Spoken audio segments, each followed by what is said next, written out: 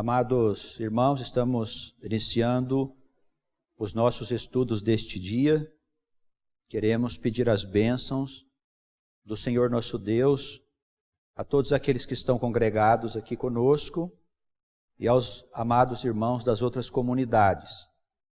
Que o nosso Pai possa cuidar de todos, possa nos proteger em dias tão perigosos, em momentos tão difíceis como esses que a nossa humanidade vai atravessando. Tenhamos oportunidade de ser guiados pelo Espírito para nós compreendermos as lições deste dia. Estamos estudando a primeira carta do apóstolo Paulo à igreja de Corinto. Hoje nós vamos examinar o capítulo 12. Acerca dos dons espirituais, não quero, irmãos, que sejais ignorantes. Vós bem sabeis que éreis gentios, levados aos ídolos mudos, conforme éreis guiados. Portanto, vos quero fazer compreender que ninguém que fala pelo Espírito de Deus diz: Jesus é anátema. E ninguém pode dizer que Jesus é o Senhor, senão pelo Espírito Santo. Vamos fazer uma pausa aqui para a introdução.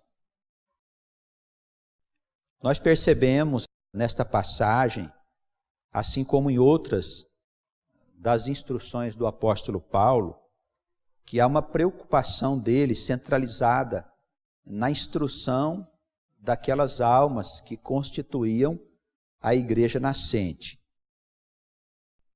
Há uma preocupação de instrução em todos os sentidos. A instrução teológica, e nós vamos ver aqui que ele vai tratar da prática dos dons espirituais. Olhando o sentido da palavra em grego, quando ele trata no primeiro versículo aqui sobre os dons, ele dá um sentido um pouco diferente daquele que está nos outros versículos. Este sentido é de que há uma relação entre o Espírito de Deus e o homem. E esta relação, ela é uma relação objetiva. Nós percebemos, dentro do movimento cristão, e mesmo entre os judeus, que há dois extremos.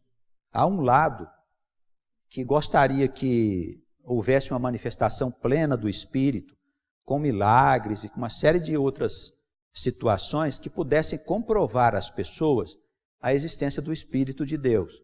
Esses são aqueles que se colocaram favoráveis às manifestações e que pensam, e com certeza eles estão certos, de que há uma relação estreita entre o Espírito de Deus e os homens. E há um outro lado, um outro número de irmãos que pensam que Deus está lá no céu e que nós precisamos aqui resolver os nossos problemas sob as bênçãos dele, com a ajuda dele, mas sem que ele interfira na nossa vida. O que nós percebemos na instrução do apóstolo é que ele aponta no sentido de que a relação entre o homem e Deus é uma relação objetiva. Quer dizer, é uma relação real, uma relação que acontece de maneira que a gente possa perceber esta influência, esse relacionamento e ter a certeza que é Deus que está nos conduzindo. Pelo menos aqui na introdução, o que nós entendemos vendo o sentido das palavras no original, é que há duas formas de compreender a palavra dom. Num deles, se entende como essa relação objetiva, uma relação real. E no outro, apenas um carisma. O que seria o carisma? Seria uma personalidade que particularmente exerce influência sobre outra, por uma característica somente da matéria. E não obrigatoriamente de uma relação que nasceu ali entre um espírito e a pessoa. Então, a palavra carisma ela é uma palavra mais de natureza material, utilizada por alguns teólogos e por alguns filósofos para falar de algumas pessoas que têm essa personalidade diferenciada entre os irmãos. São pessoas com capacidade de influenciar outras. E aí entra essa palavra chamada carisma, que aparece aqui em algumas traduções, em algumas interpretações, como se fosse uma coisa mais da carne do que da relação entre o espírito e a alma do homem. Para nós que somos o povo de Deus, evidentemente, nós consideramos a alma como oriunda do próprio Criador. E sendo assim, essa relação entre a alma e Deus é uma relação natural. E ela é uma relação agradável quando ela é consciente e quando ela é proveniente de um coração agradecido, um coração sincero e desejoso de aprender, de avançar no sentido de melhorar-se. Quando a alma se posiciona devidamente diante do Senhor, ela é ajudada pelo Senhor. Mas quando ela não faz assim, esse relacionamento continua existindo. Mas então o Senhor permite que espíritos estranhos possam entrar na vida daquela pessoa e trazer para ela transtornos advindos de um relacionamento de natureza invisível e espiritual com uma natureza espiritual que não é agradável. Precisamos entender que os dons do Espírito, tratando dessas relações objetivas, são coisas naturais. Elas pertencem à natureza das próprias pessoas, das almas, de homens e de mulheres. Em algumas pessoas, este dom passa da subjetividade, quer dizer, de uma influência bem sutil, para uma influência mais poderosa. E aí, através desse dom, o Espírito, ele pode fazer alguns tipos de manifestações na igreja, em termos de curas, em termos de exortação, de anunciação da palavra. E vários tipos de dons o apóstolo fala aqui, ele cita nessa e em outras passagens, que podem acontecer por ação do Espírito do Senhor. Todos nós temos dons, mas nem em todos nós acontece uma manifestação objetiva. E quando isso acontece, devemos cultivar esses dons para que eles sejam utilizados a fim de ajudar a comunidade, a fim de consolar os irmãos, de exortá-los no aprendizado, no estudo e no avanço, porque nós, como almas eternas, precisamos seguir o movimento progressivo do universo. O versículo 3, ele nos ajuda aqui a entender um ensinamento que eu acho fundamental, é o reconhecimento de que Jesus é o Messias. Esse reconhecimento, ele vem por uma ação de Deus para nós. Não se trata apenas de dizer assim, eu creio que Jesus é o Senhor, e isso já se estabeleceu como uma realidade, uma relação verdadeira entre a minha alma e Deus, porque eu disse pela minha boca que eu aceito Jesus como meu Salvador. Não basta só isso, é necessário que Deus estabeleça esta realidade como uma coisa verdadeira. É a realidade na minha mente, mas eu não sei se dentro do meu coração isso ainda é verdadeiro. Porque este laço depende da vontade de Deus. Veja que ele diz assim, ninguém pode dizer que Jesus é o Senhor, senão pelo Espírito. Então, é pelo Espírito que nós reconhecemos que Jesus é o Senhor. O que aconteceu com os judeus? O Senhor impediu que o Espírito os convencesse de que Jesus é o Messias, com a finalidade de salvar os gentios. Isso eu estou dizendo pelas Escrituras. Está fartamente argumentado nos profetas e na doutrina ensinada por Paulo. Nós dependemos do Espírito até para sermos verdadeiros. Então o Espírito, ele prefere alguns em prejuízo de outros? Certamente que não. Nós dissemos há pouco que o Espírito de Deus é perfeito. Então, se alguma coisa eu não entendo, é porque ainda vou aprender. Ele faz com que as almas que já estão amadurecidas na experiência, mais despertas, que estão mais interessadas mesmo, e aí o Senhor conhece o nosso coração, Ele faz com que o Espírito possa convencer aquele irmão de que Jesus é o Messias. Nós dependemos do Espírito para todas as coisas, não só nessa fé. Isso é o que nós entendemos nessa passagem. Todos aqueles que estão influenciados pelo Espírito de Deus afirmam que Jesus é o Senhor. Os que não estão, eles dizem que Jesus não é verdadeiro. Nós temos aqui a velha questão dos judeus, que até os nossos dias não aceitam o Senhor por diversas razões.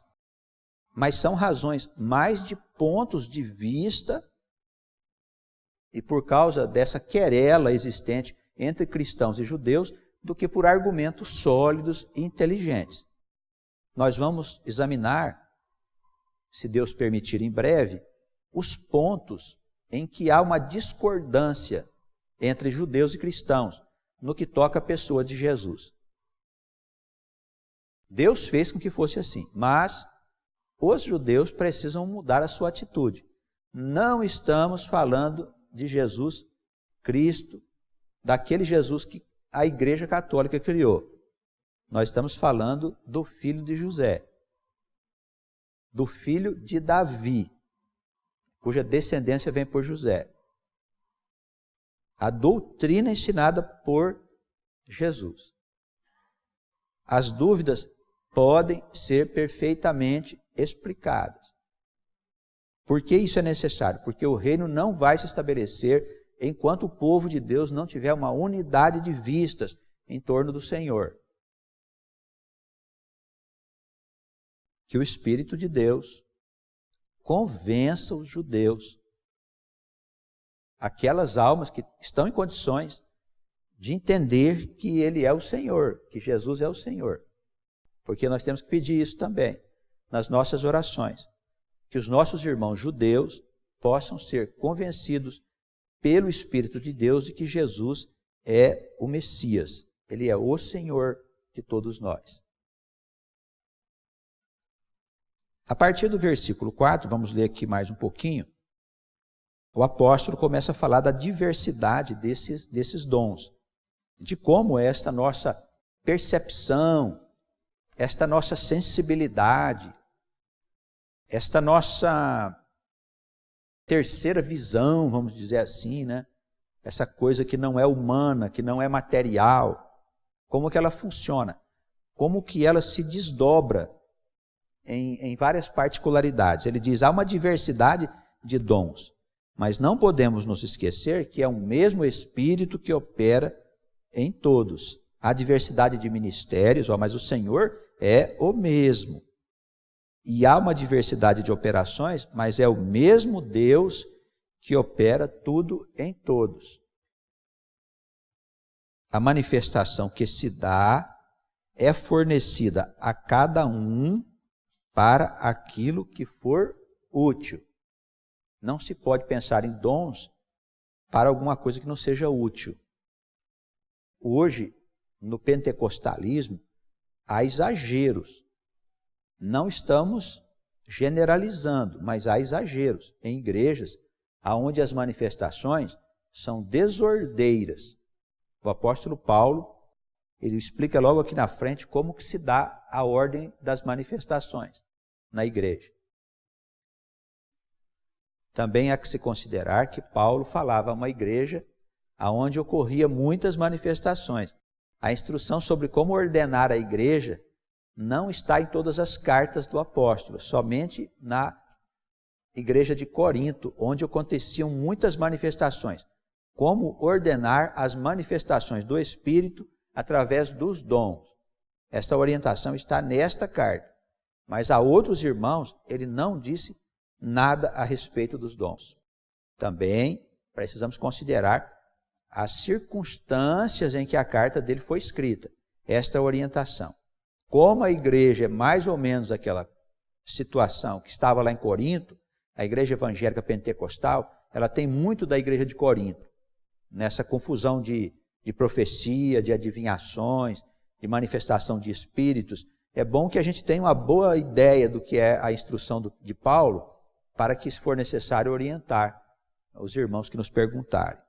Então, há uma diversidade de dons, de ministérios, de operações do Espírito, mas é sempre o mesmo Senhor que opera tudo em todos. A um pelo Espírito, versículo 8, é dada a palavra da sabedoria. A outro, pelo mesmo Espírito, a palavra da ciência. Então, o saber é o entender as coisas das Escrituras. E a ciência é saber como todas essas coisas se aplicam no entendimento da vida, nos aspectos da própria vida moral, nos aspectos materiais. Porque é o Espírito de Deus que nos dá esta ciência. Um irmão pode ter uma facilidade para explicar como é que funcionam as coisas invisíveis. É um dom que Deus dá àquela alma, sempre para aquilo que for útil. Vamos imaginar que alguém usa mal o seu dom. Deus pode tirar o dom dele, porque é o Espírito que fornece o dom. É Ele que faz funcionar estas coisas. Se a pessoa insistir, não perceber que Deus está descontente com ela, na forma como ela está usando os seus dons, ela pode cair vítima dos espíritos malignos. E quando alguém cai vítima de espíritos malignos, daquela cabeça pode sair todas as coisas loucas que são próprias dos espíritos mentirosos. Se Deus nos concede um dom, precisamos zelar daquele dom para o bem da comunidade e saber que não é nosso, pertence a Deus. Sabedoria e ciência. Precisamos buscar essa sabedoria. Ainda aqui nós percebemos o aspecto instrutivo, a ideia de que a igreja precisa sempre estar em busca de aprender coisas novas, de perguntar, de indagar, de pedir explicações. Acima de tudo, a casa do Senhor é lugar de aprendizado. Acima de tudo, nós estamos aqui para aprender sobre a ciência do eterno, a ciência eterna de Deus. É o conhecimento natural, o conhecimento fundamental da criação. Implica os dois lados, viu, irmãos? A ciência do homem só olha esse lado da criação. A ciência de Deus olha os dois lados. Essas coisas que o homem está observando, cujos fatos, acontecimentos, observações se tornam ciência, é, na verdade, produzido numa região invisível, que sustenta esses fenômenos, que são os céus da eternidade. Nós precisamos conhecer nesse sentido. Não é que nós tenhamos necessidade de nos tornar cientistas para conhecer a ciência do mundo. Nós não temos necessidade disso. Cada um de nós temos uma função. E os cientistas também são criados para esse ministério. Nós não precisamos disso. Porém, temos que entender que este Deus maravilhoso é que cria todas essas coisas que nós vemos. Esse Deus invisível. E todos os anjos, os espíritos, arcanjos, tudo que existe do outro lado trabalha a favor daqueles que estão do lado de cá, para o progresso geral do universo. Versículo 9. A outro, pelo mesmo Espírito, concede-se a fé. Ora, todos nós cremos. Por que ele está colocando a fé aqui como um dom? Porque a fé ela pode ser comunicada. Nós falamos há pouco sobre a importância da intercessão. O que quer dizer isso? Se há algo a ser feito, é preciso que alguém que tenha fé no Senhor interceda pela pessoa, para que Deus possa agir pela mente do intercessor. E Deus quer que a gente faça isso, porque quando intercedemos por alguém, nós estamos exercitando o amor. Se nós não fazemos nada por ninguém, a nossa vida é de egoísmo. O resultado vai ser terrível. Então, todos nós temos a fé, mas algumas pessoas podem comunicar a fé. Isso é um dom. Como que se dá isso? A convicção daquela pessoa é tão forte que quando ela fala para alguém de Deus, da vida eterna, de quem somos nós, da nossa missão no mundo, o que é a Nova Jerusalém, o que é a nova humanidade, aquela pessoa é tocada. Ela se convence daquilo que o sujeito está explicando. Pode ser que alguém diga a mesma coisa e ela não se convença. Mas aquele que tem o dom da fé, o que ele fala parece uma verdade comunicada pelo próprio Deus. Todos nós temos fé, mas nem todos nós temos o dom de comunicar esta fé. Quem tem o dom, quem percebe que a pessoa a quem a gente fala é convencida das nossas falas, dos nossos esclarecimentos, precisa exercitar este dom e falar ao maior número possível de pessoas a respeito das coisas do Senhor. A outro, pelo mesmo Espírito, a fé. A outro, pelo mesmo Espírito, os dons de curar. O que é a cura na casa do Senhor? O que se chama milagre. Milagre é algo que a ciência não compreende. Não significa que é uma coisa mágica. Quando alguém intercede, há uma movimentação do invisível para que a matéria seja alterada. Como o poder de Deus sobre a matéria não tem limites, pode-se afirmar com certeza que Deus, ele realiza tudo o que ele quiser. Mas isso não é algo mágico. Os milagres, na verdade, é a manifestação de uma ciência, de um conhecimento e de forças e de energias e de inteligências que a ciência do homem desconhece. Mas estas coisas podem ser perfeitamente explicadas por aqueles que conhecem a ciência de Deus. Tá bem? Algumas pessoas têm o dom de curar. Por quê? Porque todos nós podemos curar. Todos nós podemos orar por um doente e nós podemos obter resultados satisfatórios no alívio do seu sofrimento. Porém, algumas pessoas têm um dom diferente nesta área. A sua alma tem algo especial pelo qual o Senhor realiza os tais milagres. Faz desaparecer enfermidades, ele pode curar doenças incuráveis pela ciência. E eu acredito que a comunidade ela precisa estar aberta a essas manifestações. Porque a casa do Senhor é lugar de milagres também. É lugar de cura. Alguns dizem que a doença é o remédio que o Senhor enviou para a alma que está em pecado. Mas nós não podemos sentar aqui na comunidade e dizer, olha, ele está sofrendo porque Deus enviou o remédio. O Senhor também quer que a gente interceda, explicando a essa pessoa sobre Deus, falando para ela sobre as misericórdias do Senhor, e que a gente faça alguma coisa para aquela pessoa ficar curada. E nós não sabemos qual de nós tem dons. Mas quando vamos orar, percebemos uma ação poderosa do Espírito sobre nós. A gente percebe quando uma coisa é incomum.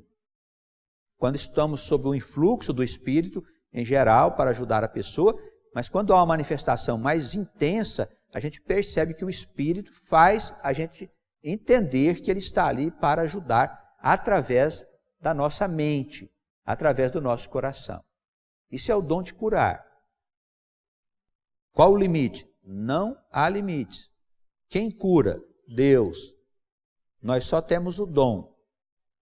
A pessoa vai ser curada ou não, vai ser aliviada ou não, vai sarar mais ou menos, vai sarar por completo. É Deus que resolve. Nós não temos como saber se ele vai ou não fazer. Porque nós não sabemos o que vai no coração das pessoas. Não sabemos como é a alma por dentro.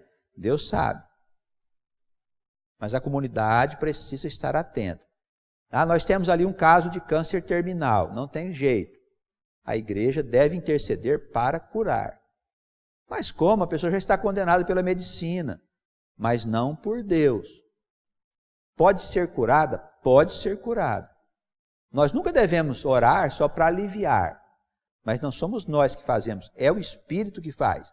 E ele pode fazer maravilhas, como tem sido testificado ao longo da história. Estejamos atentos ao dom de curar. Como eu percebo isso? Como o Espírito me envolve quando eu vou orar. Porque ele faz você entender que ele quer, através de você, ajudar as pessoas que estão sofrendo. Mas seria estranho que alguém que tem um dom de curar não tenha interesse nenhum por ajudar as pessoas doentes. Normalmente, quem tem o dom de curar tem desejo de ajudar as pessoas que estão enfermas a sararem dos seus males. Então vamos procurar perceber este dom maravilhoso e a igreja deve sempre estar atenta. Alguém está à beira da morte, vamos orar para que ela seja curada. Então Deus vai fazer um milagre, nós esperamos que faça. Não vamos dispensar o médico, as opiniões dele, deixa com ele. A opinião da medicina nós respeitamos. Mas o nosso Deus é maravilhoso. Ele tira da morte para a vida. Se ele quiser, até depois de morto, ele traz de volta a alma e faz o sujeito voltar a viver. Não é isso que aconteceu com Lázaro? Eu acho interessante, irmãos, como o espírito desse mundo, ele trabalha para conspirar contra Deus. Algumas pessoas dizem que Lázaro não tinha morrido, que ele tinha uma enfermidade. Parece que é catalepsia que eles falam, que parece que o sujeito morreu, só que não estava morto. Isso para dizer que Jesus não fez nenhum tipo de milagre, que ele estava só enfermo. Mas as Escrituras deixam claro que o corpo já cheirava mal. Havia mais de 3, 4 dias que já havia morrido o pobre do Lázaro. As Escrituras afirmam que o Senhor chama de volta o espírito dele. Seria uma reencarnação? Há que pensar. Há tanto escândalo na igreja hoje, quando a gente fala de nascer de novo, a possibilidade da alma nascer de novo para acompanhar o movimento progressivo do próprio universo, as coisas vão melhorando, todas as coisas, inclusive a alma trabalhando no próprio universo. E aí a igreja se escandaliza com isso, mistura com a ideia de espiritismo, mas o pensamento de se nascer de novo está na Escritura. Quando Lázaro é trazido de novo à vida, a alma não reencarna no corpo.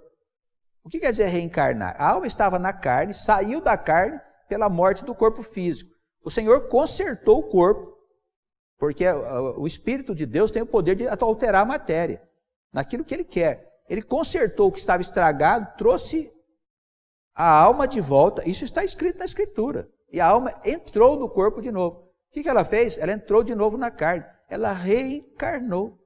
Se a palavra escandaliza os irmãos evangélicos, vamos trocar, renasceu, pronto.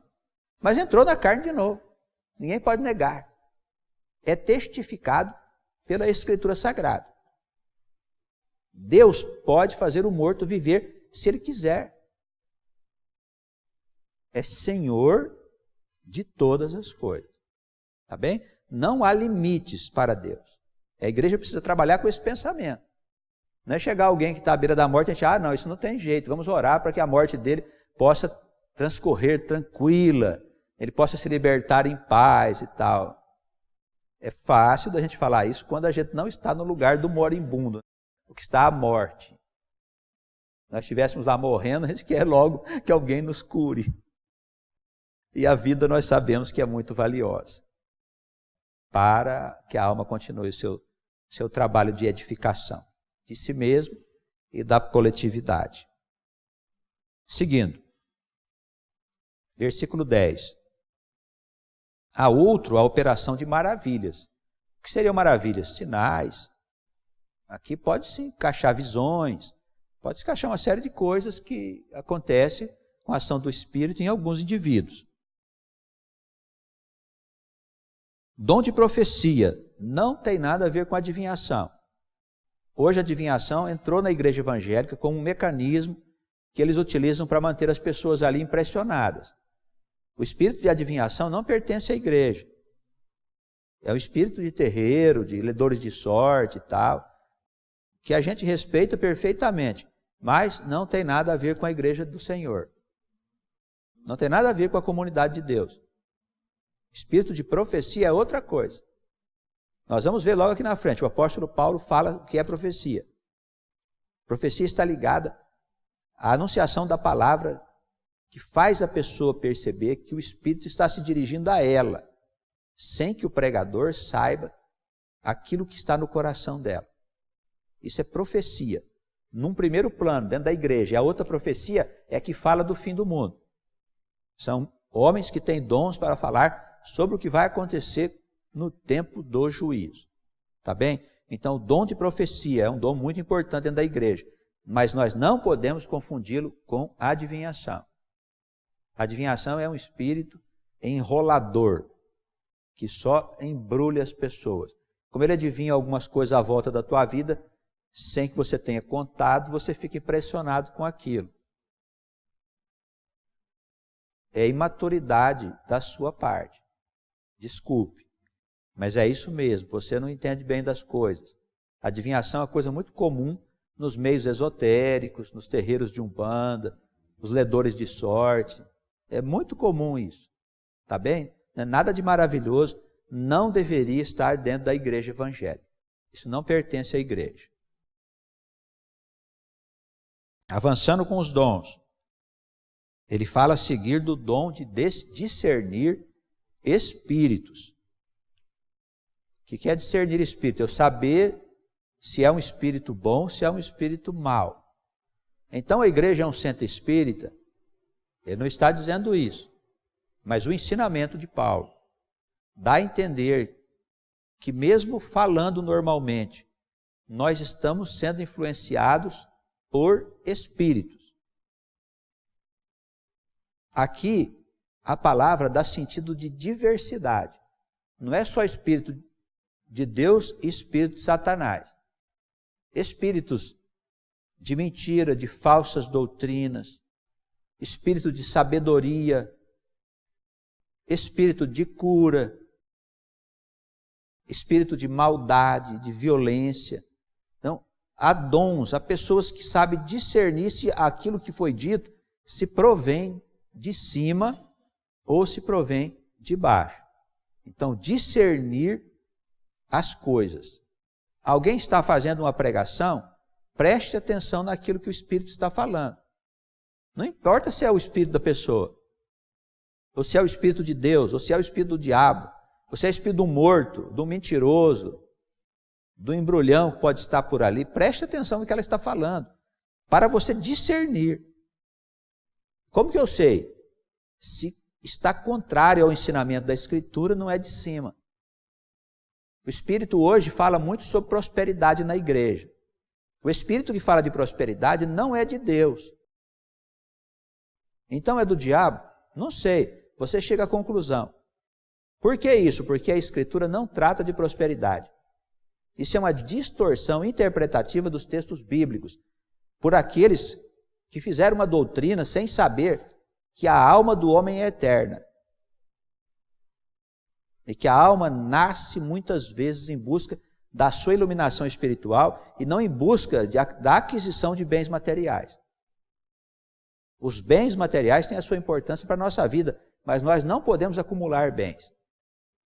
Nós precisamos de ter os recursos necessários a uma vida modesta, dizia o apóstolo Paulo. Os irmãos concordam que qualquer acúmulo de bens significa prejuízo de outros que precisam desses bens? Os bens não são nossos, os bens são de Deus. Ainda que a gente passe a ideia para o dinheiro. O indivíduo que é rico, ele tem à volta dele um acúmulo de bens que poderiam estar distribuídos a outros que não têm coisa nenhuma. Não é mesmo?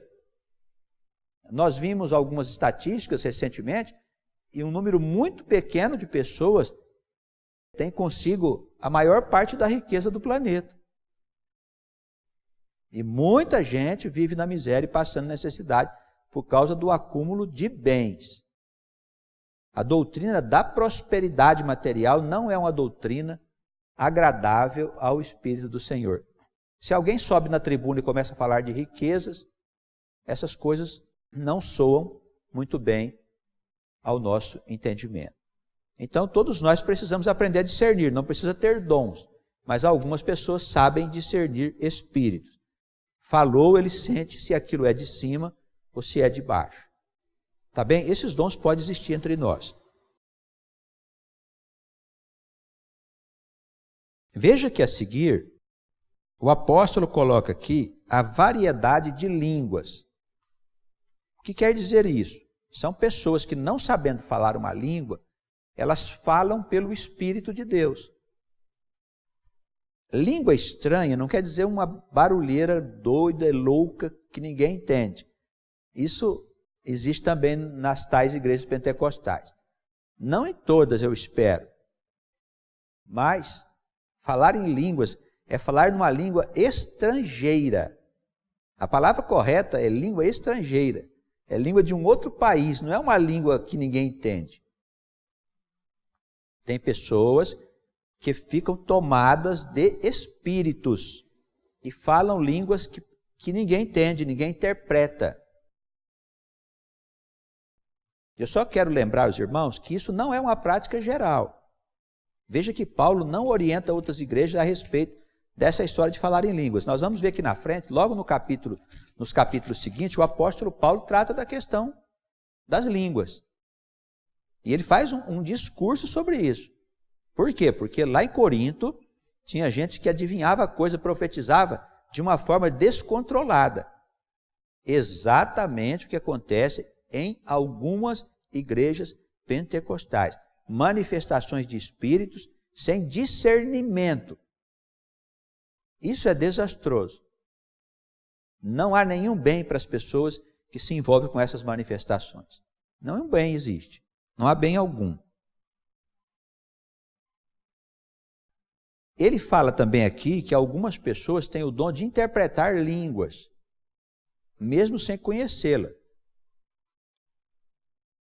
Olha, eu quero deixar uma coisa clara aqui para os irmãos. Hoje, infelizmente, algumas igrejas é uma vergonha para o nome do Senhor, por causa da desordem que existe dentro dessas igrejas. Desordem espiritual. Olha que nos terreiros de Umbanda lá, falam línguas também. Não foram ver ainda não? Pode ir, não tem perigo nenhum. Pode ver. Só que lá é feito de maneira ordeira. Aonde não existe instrução. Não há instrução lá, escrita. Lá tem quem fale línguas e tem quem interprete. Interpreta direitinho. Por que é preciso interpretar a língua? Para você saber se aquela língua não é de um espírito mentiroso. O que importa não é a língua que ele fala, mas é o que ele fala. Ele está falando o quê? Alguém fala em línguas aqui, aconselha a gente viver a vida e aproveitar os prazeres da carne? Ué, é o espírito de Satanás que está falando em línguas. Eu tenho que discernir o que o espírito falou. Agora, se eu não entendo o que ele fala, como é que eu vou discernir? Diz o apóstolo Paulo logo aqui adiante. Como é que eu vou dizer amém se eu não sei o que o sujeito fala? Falar em línguas na comunidade, irmãos, a única finalidade disso é impressionar as pessoas descrentes. É Paulo que fala, não sou eu que estou falando. A nossa igreja precisa falar em língua. Então interprete as línguas que são faladas na igreja. Interprete, para a gente poder saber o que é que o Espírito está falando, se é de cima ou se é de baixo. Não basta falar em línguas. O diabo também fala em línguas. Ponto. Se você não souber o que está sendo dito, não tem utilidade nenhuma para ninguém. Todas essas coisas, porém, acontecem sob a influência de um mesmo Espírito, versículo 11. Não vamos nos esquecer disso. Agora, a partir do versículo 12, eu vou fazer uma leitura geral, até o versículo 26, aonde ele fala aqui sobre o corpo da igreja, que ele diz ser o corpo do Cristo, mostrando que se um irmão tem um dom, o outro não deve ficar enciumado. Eu gostaria muito de falar e orar como faz o irmão Walter. Eu acho tão bonito o que ele faz, ele tem um dom. Não fique enciumado, você tem o seu papel dentro da comunidade. Assim como outros irmãos que têm dons para pregar a palavra, para orar pelas pessoas enfermas. São dons que nós precisamos evidentemente, valorizar, entender que cada um tem um papel. Paulo faz uma grande dissertação aqui sobre isso, por causa da ciumeira que havia dentro da igreja. Assim como o corpo é um, versículo 12, tem muitos membros, e todos os membros, sendo muitos, são um só corpo, assim é Cristo também. Pois todos nós fomos batizados em um espírito, no mesmo espírito, formando um corpo, quer sejam judeus, quer sejam gregos, quer sejam servos ou livres, todos temos bebido de um mesmo espírito. Vemos aqui que a igreja, no ponto de vista de Paulo, não é igreja sectária. Não, aqui só entra judeu. Não, aqui só entra grego. Só entra servo, só entra livre. Não, é uma igreja para todos os povos. Nós não podemos entender um ensinamento que não seja aberto a outros povos. Reconhecendo, evidentemente, que existe um povo escolhido. Mas esse povo escolhido precisa levar a doutrina deles para o povo todo que precisa desses ensinamentos. Todos nós, pois, fomos batizados em um mesmo Espírito. Gregos, servos, livres e judeus. Temos bebido de um mesmo Espírito, porque também o corpo não é um só membro, mas muitos. Se o pé disser, por que não sou mão? Não sou do corpo. Não será por isso do corpo? E se a orelha disser, por que não sou olho, não sou do corpo? Não será por isso participante desse corpo? Se todo o corpo fosse olho, onde estaria o ouvido? Se todo fosse ouvido, onde estaria o olfato? Mas agora, Deus colocou os membros no corpo, cada um deles como quis. E se todos fossem um só membro, onde estaria o corpo? Assim, pois, há muitos membros, mas o corpo é um só. E o olho não pode dizer para a mão, não tenho necessidade de ti, nem ainda a cabeça aos pés, não tenho necessidade de vós. Antes, os membros do corpo, que parecem ser os mais fracos, são necessários. E os que reputamos serem menos honrosos no corpo, a esses honramos muito mais. E aos que em nós são menos decorosos, damos muito mais honra. Porque os que em nós são mais nobres, não têm necessidade disso, mas Deus assim formou o corpo, dando muito mais honra ao que tinha falta dela, para que não haja divisão no corpo, mas antes tenham os membros igual cuidado uns dos outros, de maneira que se um membro padece, todo o corpo sente. E se um membro é honrado, todo o corpo se alegra com ele. Então, é para a gente entender como funciona a igreja, que é o corpo do Cristo. Assim também deve ser o povo de Deus, que é a verdadeira igreja do Senhor, sem rótulo. A casa do Senhor é uma comunhão de irmãos, que faz uma mesma coisa. Daí a necessidade, irmãos, olhando algumas outras instruções do apóstolo, da gente ter uma unidade de vistas. Quer dizer, nós precisamos pensar a mesma coisa. Como é que um corpo pode pensar coisas diferentes naquilo que está fazendo? A comunidade tem que ter uma proposta única de trabalho, de pensamentos. E qual a finalidade do estudo? A gente esclarecer pontos de vistas contraditórios e obscuros. Promover a unidade do pensamento é o trabalho de todos nós, para que o corpo faça um trabalho harmônico. Imagina, você vai caminhando, aí teu pé direito quer ir para a esquerda, o outro quer ir para a direita. Se isso acontecer, o que vai ocorrer? Você vai cair de cara no chão, com o rosto em terra, porque o seu pé foi para a direita, o outro foi para a esquerda. Aí tu cai no meio. Os dois pés têm que caminhar juntos. Também os nossos braços e mãos e demais órgãos precisam estar harmonicamente trabalhando para que a vida seja harmônica e plena. É assim que também é a igreja. Nós precisamos estar falando uma mesma língua, estarmos juntos, trabalhando, pensando uma mesma coisa. É isso aqui, no geral, que Paulo quer dizer nesta instrução. Ele deixa claro aqui, os mais fracos devem ser objeto maior da nossa atenção. Ficou claro isso? Os que são mais honrados, os mais velhos, não precisam de cuidado. Já estão experimentados, mas os mais jovens precisam de cuidado, de atenção de toda a irmandade. É isso que a gente percebe aqui no ensinamento do apóstolo. Se um irmão nosso não está bem, a comunidade toda deve ficar ressentida e trabalhar para que seja corrigido. Algumas vezes nós chamamos a atenção de um irmão e o fazemos na comunidade, junto da reunião apropriada para esse fim, e esse coração fica sentido, como se não aceitasse a repreensão. Mas nós sabemos por Deus que as almas nossas estão sendo educadas. Nós somos almas eternas.